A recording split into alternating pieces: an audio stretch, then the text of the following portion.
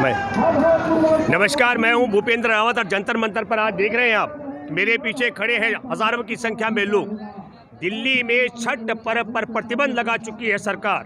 और कौन सरकार पर्व लगाई है, क्यों लगाई है छठ पर्व पर प्रतिबंध लगाने का षड्यंत्र क्या है? कोरोना की आड़ में, उस कोरोना की क्रोनोलॉजी पर, जिसमें आप सबको मालूम होगा कि पहले तबलीगी जमात के मरकज पर मुकदमा बनाया गया और तबलीगी जमात में शामिल विदेश से आए हुए लोगों पर न केवल मुकदमा दर्ज किया गया, उन्हें हिरासत में भी अवैध तरीके से हिरासत में रखा गया। अवैध मैं शब्द इसलिए कह रहा हूं कि मुंबई हाई कोर्ट ने आखिर में सभी विदेशी जमातियों को बेइज्जत बरी किया। मैं बात कहना चाह रहा हूं कि आपको सोचना पड़ेगा देश किस तरीके के कोरोना की आड़ में कहां पहुंचाया गया। पहले तबलीगी जमात के मरकज पर मुकदमा बनाया गया, उसके बाद आपने देखा 26 अक्टूबर को मुंगेर में निहत्थे मां दुर्गा के भक्तों पर लाठियां और गोलियां बरसाई गई। और अब राजधानी दिल्ली में छठ मैया के पुजार करने वालों पर प्रतिबंध लगाया जा रहा है। और अंकुश लगाने वाली सरकार क्या करे? कोरोना फैलेगा। और कोरोना फैलने की बात करने के लिए आप सब ने देखा कि बिहार के चुनाव के बाद जब रिजल्ट आया तो रिजल्ट के दूसरे दिन भारतीय जनता पार्टी के मुख्यालय में देश के प्रधानमंत्री, जिसने 24 मार्च 2020 को देर रात को देश में ताला बंद करके एक झटके में भारत के 14 करोड़ लोगों की रोजी रोटी छीनी थी, आवागमन के साधन रेल और बस सेवा बंद कर दी थी, पूरे देश के ढाबा बंद हो चुके थे, करोड़ों लोग पैदल चलते हुए भूख से मरे थे। आप सब ने देखा किस तरीके से गाड़ियों से कुचल के लोग मरे, रेल से कुचल करके मरे। उस प्रधानमंत्री ने मास्क नहीं लगा रखा था, बगैर मास्क के हजारों हजार के लोग वहां पर जश्न में शरीक थे। लेकिन दिल्ली में छठ पर्व का आयोजन नहीं करने दिया जाएगा, ये अपमान किया जा रहा है। मैं आपको क्रोनोलॉजी बताता हूं। 559 मामले थे जिस दिन देश में ताला बंद कर दिया गया, रेल सेवा, बस सेवा, रोजगार को।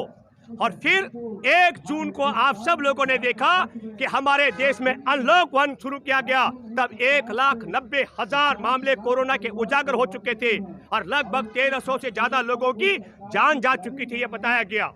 फिर 1 जुलाई का जिक्र मैं करना चाहता हूं। 6 लाख लोगों की पुष्टि हो चुकी थी कोरोना के मामलों में और 17,000 लोगों की जान जा चुकी थी। और 1 अगस्त को 17 लाख मामले कोरोना के उजागर हो चुके थे और 36,000 लोगों की जान जा चुकी थी। 1 सितंबर को 37 लाख लोगों के मामले उजागर हो चुके थे और 65,000 की जान जा चुकी थी। और 1 अक्टूबर को 64 लाख लोगों के मामले उजागर हो चुके थे कोरोना के और 99,000 लोगों की जान जा चुकी थी। मैं ये कहना चाह रहा हूँ कि 559 मामले हुए। 30 जनवरी को पहला मामला भारत में आता है। 54 दिन तक भारत में रेल बंद नहीं होती है, बस सेवा बंद नहीं होती है, उद्योग बंद नहीं होता है, व्यापार बंद नहीं होता, जहाज बंद नहीं होता है और किसी को पुलिस लाठियां से नहीं मारती है, तो 559 मामले होते हैं। और भारत का प्रधानमंत्री देश में ताला लगा देता है। और मामला अभी तो मैं जो जिक्र कर रहा हूं कि अनलॉक जो आखिर में अनलॉक 5 किया गया 1 अक्टूबर को 64 लाख मामले हो गए थे। इसमें भी आपको समझना पड़ेगा, आंकड़ों में हेराफेरी की गई है। अकेले राजधानी के 2 करोड़ लोगों में सीरो सर्वे के मुताबिक 66 लाख लोगों को कोरोना हो चुका था। मैं ये बात इसलिए कहने के लिए आपके बीच में आया हूं। 24 मार्च से लेकर मैंने कहा था कि लॉकडाउन के कारण किसी भी कीमत पर कोरोना के संक्रमण को नहीं रोका जा सकता। और 31 मार्च को मैंने कहा, जिसको लाखों लाख लोगों ने मेरी इस बात को सुना वीडियो पे, वॉइस ऑफ इंडियन पीपल्स में आप जाके देख सकते हैं, उसके लिंक मैंने अलग अलग चैनल के दे रखे हैं। हमने दावा किया था भारत में बेरोजगारी से, भूख से ज्यादा लोग मरेंगे और कोरोना से कम लोग मरेंगे। मैं आप सब लोगों को बताना चाहता हूं कोरोना के क्रोनोलॉजी क्या है। एलन मस्क एक हैं, अमेरिका के विश्व के 5वें धनवान व्यक्तियों में से एक। कोरोना की क्रोनोलॉजी को समझना पड़ेगा। उन्होंने 24 घंटे में अपना कोरोना टेस्ट करवाया 4 बार, एक ही लैब में, एक ही टेस्ट किट तरीके से, और लेबोरेटरी में लैब भी वही, नर्सें भी वही, डॉक्टर भी वही, और वो 2 बार कोरोना पॉजिटिव हुए और 2 बार कोरोना नेगेटिव हुए। मैं बिहार के करोड़ों लोग हमारे छठ पर्व पर जो प्रतिबंध लगा रही है सरकार, उन सब से के माध्यम से पूछता हूं, नरेंद्र मोदी, जब तुम बिहार में घूम रहे थे और दर दर भटक करके भीड़ इकट्ठी कर रहे थे, तब कोरोना कहां चला गया था? हम पूछना चाहते हैं दिल्ली में अरविंद केजरीवाल को, तब कोरोना कहां चला गया था? जब तुम दिल्ली में चुनाव लड़ रहे थे, देश में कोरोना 30 जनवरी को आ चुका था। तब आपने तबलीगी जमात को बकरा बनाया, उनको फंसाया, उन पर मुकदमे बनवाए, उन्हें जेल में डलवाया और मुंगेर में चुनाव के बीच में मां दुर्गा के पूजा भक्तों को, निहतों को लाठी और गोलियों से मरवाया, और अब राजधानी दिल्ली में छठ पर्व पर प्रतिबंध लगा रहे हैं। मैं आप सब लोगों को कहना चाहता हूं, हमारे देश में कई डॉक्टर हैं, उन्होंने दावा किया कि मोदी सरकार, अरविंद सरकार किसी के शरीर में अगर कोरोना का वायरस सिद्ध कर दे तो एक एक आदमी का 1-1 लाख रुपए इनाम दिया जाएगा। ये नालायक मूर्ख बनाते हैं। अभी बिहार के चुनाव के बाद जो जश्न हुआ भाजपा मुख्यालय में, नरेंद्र मोदी ने मास्क नहीं लगा रखा था, नरेंद्र मोदी की अपील पर हजारों हजार लोग इकट्ठा हुए, तो सोशल डिस्टेंसिंग का मुकदमा, उल्लंघन करने का मुकदमा मोदी पर क्यों नहीं दर्ज होना चाहिए? मोदी ने मास्क नहीं लगा रखा था, मोदी पर मास्क लगाने का मुकदमा क्यों नहीं दर्ज होना चाहिए? राजधानी दिल्ली में जश्न मनाने की छूट, अरविंद केजरीवाल बताए कि छठ मैया की पूजा पर प्रतिबंध लगाने वाले मूर्ख। तू नरेंद्र मोदी के खिलाफ मुकदमा दर्ज क्यों नहीं कराया भैया? तू नरेंद्र मोदी के खिलाफ मुकदमा दर्ज कराता कि तुम कैसे जश्न में हजारों हजार लोगों को बुला रहे हो। इसलिए मैं आप देशवासियों को बताना चाहता हूं, कोरोना की कोरोनोलॉजी को समझिए।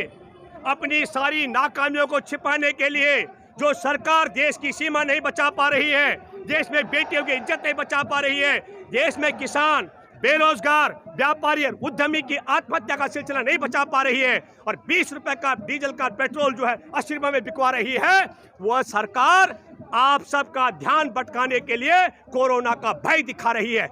अगर कोरोना इतना सच में मारक होता तो सितंबर में संसद का सत्र आयोजन क्यों किया गया, ये आपको पूछना चाहिए।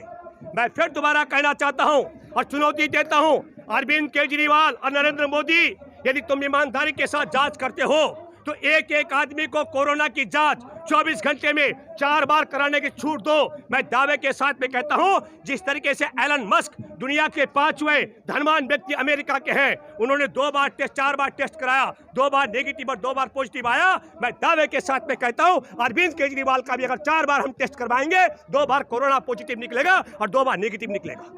नरेंद्र मोदी का अगर हम करवाएंगे कोरोना टेस्ट तो 2 बार मोदी कोरोना पॉजिटिव निकलेंगे और 2 बार नेगेटिव निकलेंगे।